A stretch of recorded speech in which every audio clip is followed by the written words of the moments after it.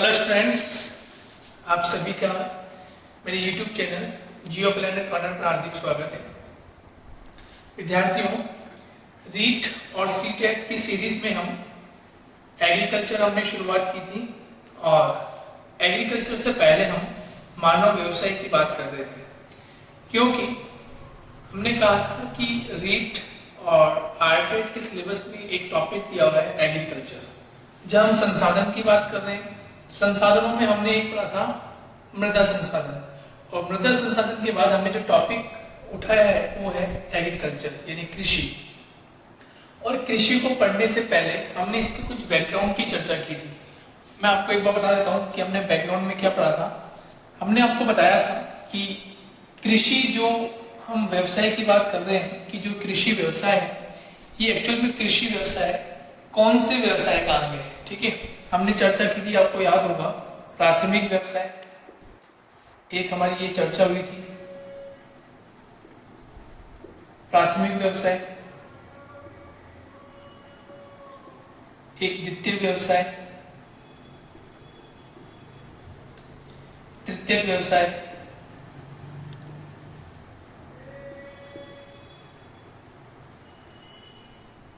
चतुर्थ व्यवसाय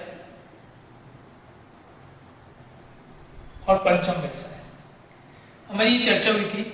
हमने एक बेसिक बातों पे चर्चा हुई कि प्राथमिक व्यवसाय, द्वितीय व्यवसाय, तृतीय, चतुर्थ और पंचम। तो कृषि जो एग्रीकल्चर है ये एग्रीकल्चर कौन से व्यवसाय का अंग है? तो ये प्राथमिक व्यवसाय का अंग है। कौन से व्यवसाय का अंग है? प्राथमिक व्यवसाय का अंग है। और हमारी चर्चा हुई थी कि प्राथमिक व्यवसाय जो होता है, प्राथमिक व्यवसाय जो होता है उसका सीधा संबंध किससे होता है? प्राथमिक व्यवसाय का सीधा संबंध किससे होता है? प्राकृतिक वातावरण से। किससे होता है? प्राथमिक वातावरण से। इसका सीधा संबंध किससे होता है? प्राथमिक वातावरण से इसका सीधा संबंध होता है। और प्राथमिक व्यवसाय में हम क्या गतिविधि करते हैं? एक तो भोजन की गतिविधि होती है और एक कच्चा माल यानी रॉ मटेरियल, इन दोनों की गतिविधि होती है प्राथमिक व्यवसाय में। और यदि आपको प्राथमिक व्यवसाय, द्वितीय व्यवसाय, तृतीय, चतुर्थ और पंचम व्यवसाय के बारे में आपको डिटेल स्टडी करनी हो तो आप मेरी प्ले लिस्ट में जाके एनसीईआरटी और आरबीएस की 12th कक्षा का भी एक अलग से प्ले लिस्ट में ऑप्शन है, फोल्डर बना हुआ है, वहां पर आप मैं बैक टू बैक इन पर भी वीडियोस डाल रहा हूं। तो आपको प्राथमिक व्यवसाय, द्वितीय व्यवसाय, तृतीय व्यवसाय, चतुर्थ और पंचम के भी आपको वीडियोस मिल जाएंगे। हम रीट और सीटेट के अनुसार चल रहे हैं, तो उसमें हमें जो टॉपिक पढ़ना है वो कृषि है। कौन सा है? एग्रीकल्चर। और एग्रीकल्चर में हमें भी पढ़ना कौन सा? एग्रीकल्चर में विश्व के संदर्भ में, यानी कि वर्ल्ड के रेफरेंस में हमें एग्रीकल्चर को पढ़ना है। अब देखिए दोस्तों, इसमें हम एग्रीकल्चर में गेहूं, ठीक है, मक्का, बाजरा, हम इसका अध्ययन नहीं करेंगे, हमें इसका अध्ययन नहीं करना, बल्कि हमें अध्ययन क्या करना है? कृषि के जो प्रकार होते हैं, कृषि के जो प्रकार है हमें उसका अध्ययन करना है। किसका अध्ययन करना है? कृषि के प्रकारों का अध्ययन करना है। जैसे आपने सुना होगा स्थानांतरित कृषि, गैर निर्वहन कृषि, दुग्ध प्रकार की कृषि, ठीक है, व्यापारिक कृषि, हमें इनका अध्ययन करना है। तो आज हम पढ़ेंगे कृषि के प्रकारों का, और कृषि के प्रकार का एक एक का अध्ययन करेंगे वन बाय वन कि पहला प्रकार कौन सा है, दूसरा कौन सा है, तीसरा कौन सा है। और ये समय के अनुसार यानी कि टाइम के अकॉर्डिंग ये कृषि के जो प्रकार है ये बदलते चले गए। ठीक है, पहला कौन सा है अभी आपको पता चलेगा कि फर्स्ट नंबर पे कौन सा एग्रीकल्चर का टाइप्स आया, और उसके बाद समय के अनुसार कौन कौन सा टाइप्स आता चला गया। तो आज हमारी हेडिंग जो हो जाएगी एग्रीकल्चर, हेडिंग जो रहेगी कृषि के प्रकार, टाइप्स ऑफ एग्रीकल्चर। और कृषि के प्रकारों में भी जो हम फर्स्ट आज पढ़ने जा रहे हैं वो है स्थानांतरित कृषि। कौन सी कृषि? स्थानांतरित कृषि। ठीक है, यानी कृषि में भी हम पढ़ेंगे पहले कृषि के प्रकार, और कृषि के प्रकारों में सबसे पहला जो पढ़ने जा रहे हैं वो स्थानांतरित कृषि यानी शिफ्टिंग एग्रीकल्चर, और ये है types of agriculture, types of agriculture. ठीक है दोस्तों, हम पहले शुरुआत करते हैं एग्रीकल्चर से, कृषि की हम बात करते हैं। देखिए दोस्तों, कृषि का जो प्रारूप है, तो कृषि का प्रारूप क्रम से हम देखें तो क्रम से हम देखते हैं तो कृषि का प्रारूप कौन से क्रम में आता है। देखिए सबसे पहले प्राथमिक व्यवसाय में जो किया जाने वाला व्यवसाय था वो था आखेट। कौन? हंटिंग के बाद क्या हुआ? संग्रहण का कार्य करना शुरू हुआ, संग्रहण व्यवसाय के रूप में आया। फिर था मछली पकड़ना,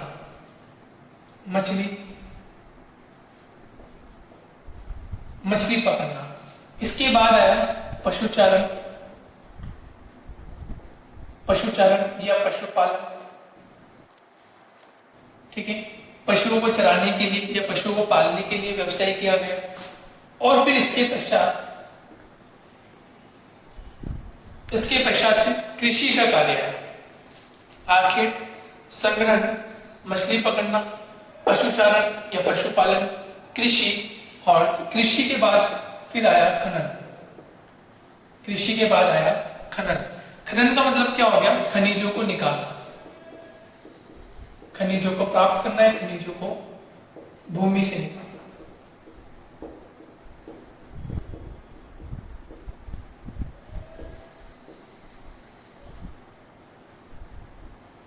ये गतिविधि हुई। सबसे पहले आखेट, फिर संग्रहण, फिर मछली पकड़ना, फिर पशुचारण या पशुपालन की गतिविधि, और फिर हमने अपनाया कृषि।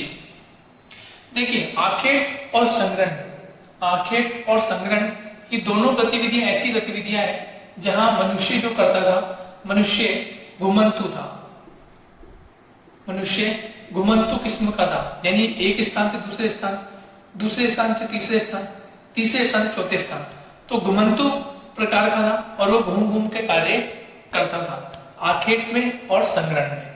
आखेट का मतलब क्या होता है? शिकार करना, हंटिंग। आखेट का मतलब क्या होता है? शिकार करना। तो भोजन के रूप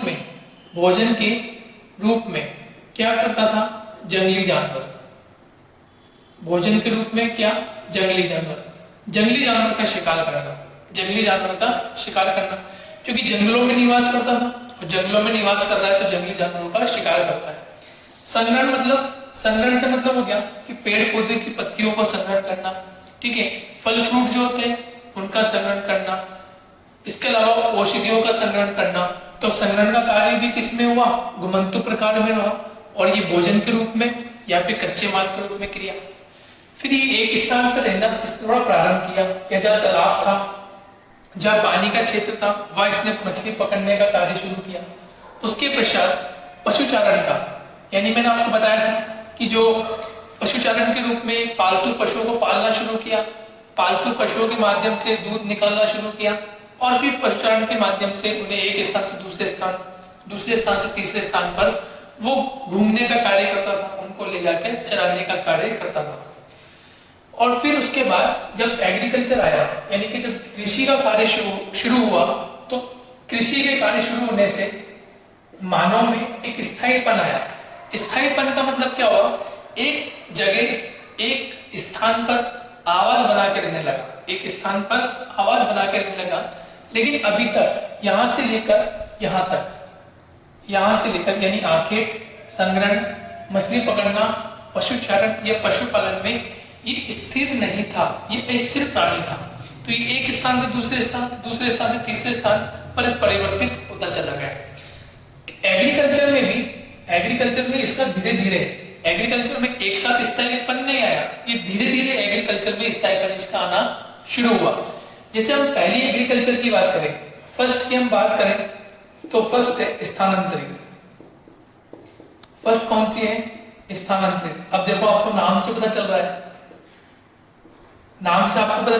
स्थानांतरित यानी कि स्थान बदल कर, यानी पहले एक स्थान यहाँ एग्रीकल्चर कर लिया, फिर दूसरा स्थान ले लिया, यहाँ एग्रीकल्चर कर लिया, फिर तीसरा स्थान कर लिया, फिर यहाँ एग्रीकल्चर ले लिया।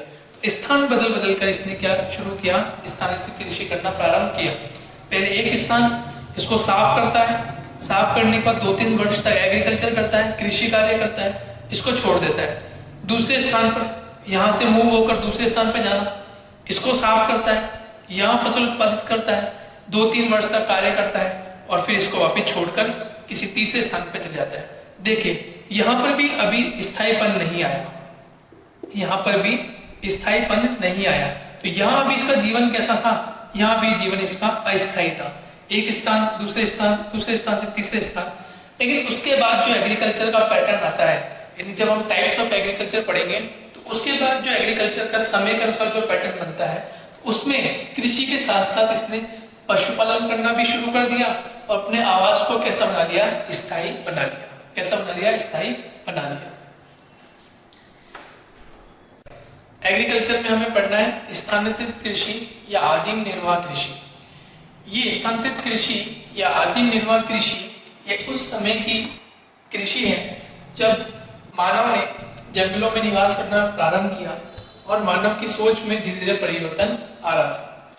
अब जब हम एग्रीकल्चर की बात करते हैं तो एग्रीकल्चर में ऑलमोस्ट 71%, ठीक है, भारत की यदि चर्चा करें या पूरे वर्ल्ड के हम रेफरेंस में चर्चा करें, 71% जो भोजन के रूप में है हमें प्राप्त होता है, वो एग्रीकल्चर के रूप में हमें प्राप्त होता है।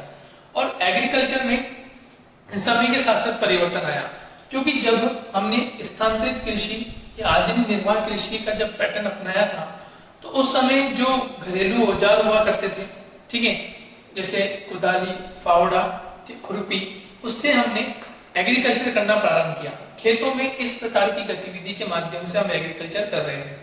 लेकिन जैसे जैसे टेक्नोलॉजी विकसित होती चलेगी, अत्याधुनिक मशीनों के माध्यम से हम एग्रीकल्चर करना हमने प्रारंभ किया, और जिसके माध्यम से आपको याद हो, मैं आपको बताता हूँ 1960s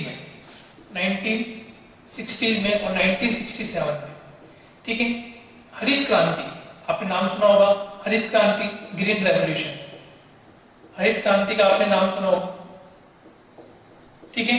तो विश्व में हरित क्रांति 1960 में हरित क्रांति का शुरुआत होती है, और हरित क्रांति के माध्यम से यानी ग्रीन रेवोल्यूशन के माध्यम से एग्रीकल्चर के क्षेत्र में बहुत बड़ा योगदान होता है। और एग्रीकल्चर जो है, ये कृषि कार्य जो है, वो बहुत तेज गति से, और यूं कहें कि सोच भी नहीं सकते उतनी तेज गति से एग्रीकल्चर बढ़ता चला गया। ये तो विश्व के संदर्भ में हुआ। किसके संदर्भ में? विश्व के संदर्भ में, ठीक है। विश्व में जब हरित क्रांति शुरू होती है वो 1960s में होती है, और ये है भारत के संदर्भ में। किसके संदर्भ में? भारत के संदर्भ में। तो भारत में हरित क्रांति की शुरुआत होती है 1967 में होती है। देखिए 1960 में विश्व के अंदर हरित क्रांति के जनक नॉर्मन बोरलॉग माने जाते हैं। कौन माने जाते हैं? Norman Borlaug. विश्व में हरित क्रांति के जो जनक है उनका नाम है नॉर्मन बोरलॉग, ठीक है। इन्होंने हरित क्रांति के जनक माने जाते हैं। इन्होंने विशेषकर कृषि के क्षेत्र में अनाज और चावल, इन दो प्रकार की फसलों के रूप में बहुत बड़ा योगदान हुआ, और ये बहुत रैपिडली तेज गति से आगे बढ़ती चली गई। और भारत में जब हम भारत के रेफरेंस में पढ़ेंगे तो भारत में हम पढ़ेंगे कि उस व्यक्ति का नाम क्या है।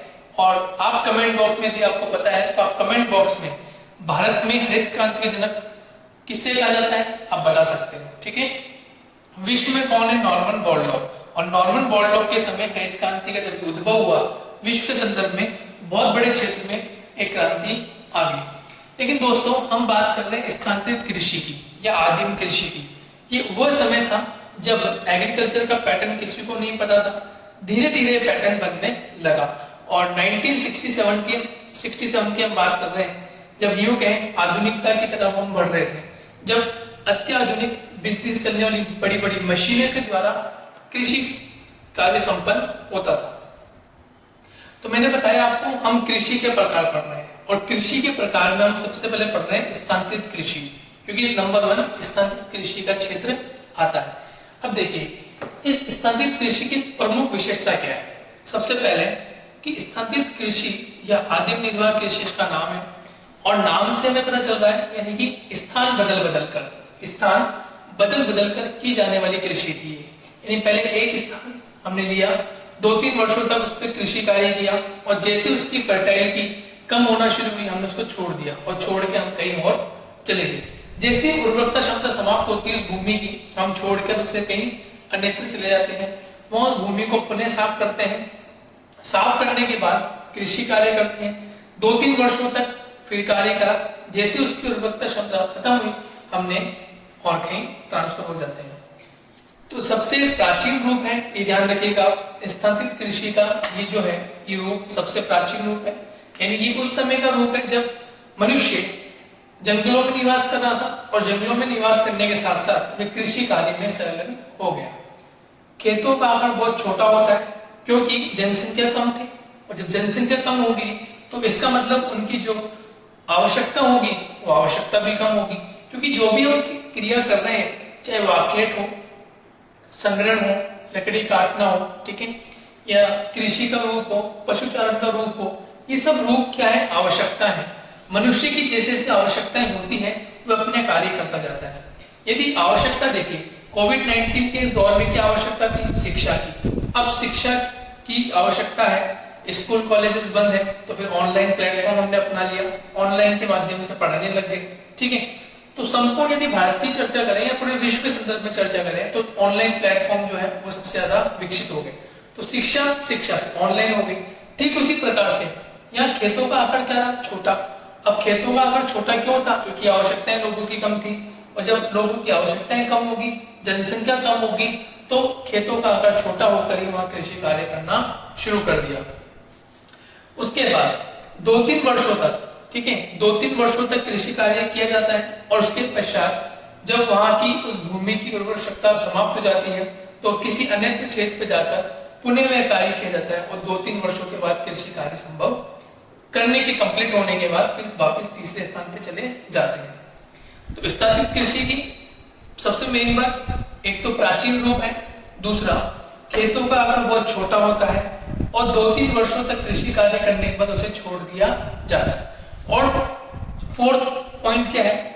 स्थानांतरित कृषि जो की जाती है वह घरेलू जो औजार होते हैं उसके माध्यम से अपनाई जाती है। इसमें किसी प्रकार की मशीनों का या बड़ी मशीनों का या छोटी मशीनों का उपयोग नहीं किया जाता।